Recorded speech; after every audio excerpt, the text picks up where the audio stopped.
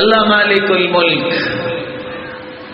جو شخص استغفار کرتا ہے، توبہ کرتا ہے، اللہ مالک الملک کی استغفار اور توبہ اس کے لیے گناہوں کا کفارہ بنا دیتے ہیں۔ والذین اذا فعلوا فاحشة او ظلموا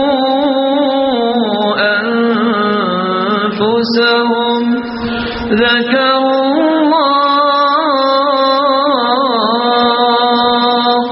فاستغفروا لذنوبهم ومن يغفر الذنوب إلا الله ولم يصروا على ما فعلوا وهم يعلمون۔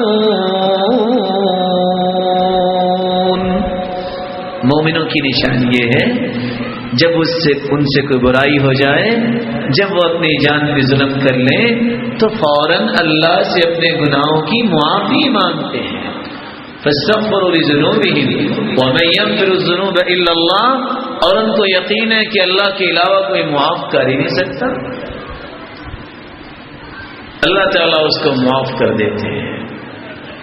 اصرار کرتے ہیں، اقرار کرتے ہیں، اصرار نہیں کرتے، اعتراف کرتے ہیں۔ ولم یصروا، کہتے ہیں اللہ ہم سے غلطی ہوگی، ہم اعتراف کرتے ہیں۔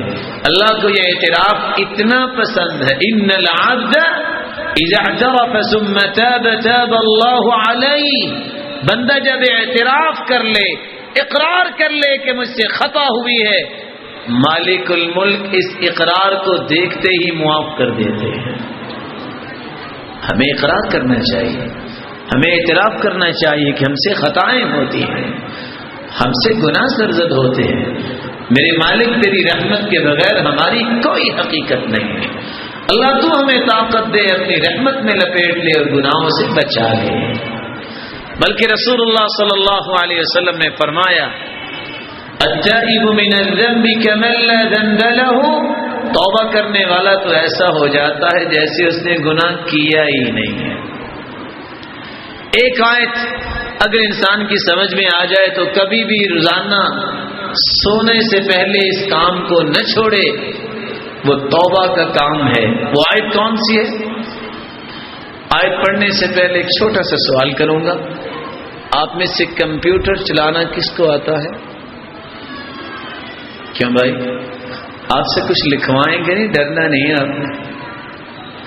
کسی ساتھی کو نہیں آتا؟ کہتے ہیں کہ وہ کمپیوٹر میں سسٹم ہے کہ آپ فونٹ چینج کرنا چاہتے ہیں تو کر لے، ہوتا ہے سر؟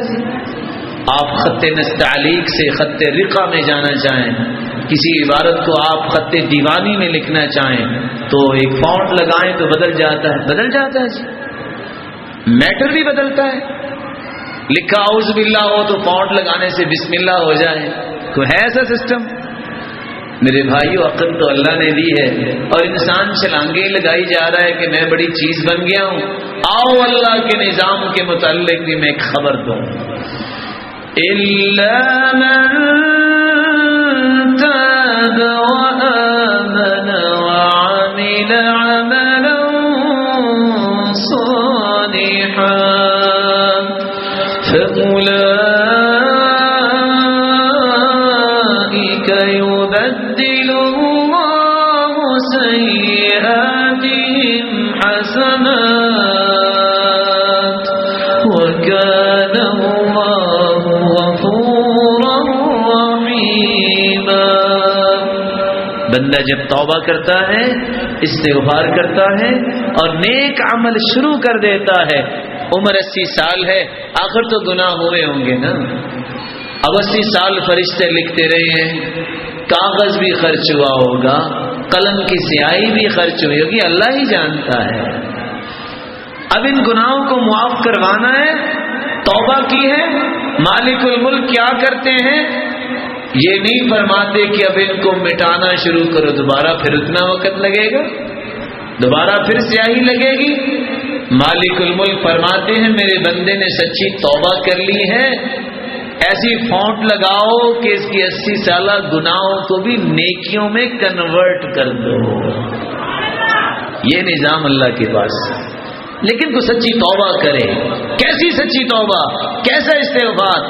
سب سے پہلے وہ گناہ چھوڑے جس گناہ سے توبہ کر رہا ہے, اخلاص کے ساتھ توبہ کرے, اور بری مجلسیں چھوڑے, موت سے پہلے توبہ کرے, شرمندہ ہو, اعتراف کرے, تو اللہ تعالیٰ اس کی توبہ کو قبول فرما لیتے ہیں.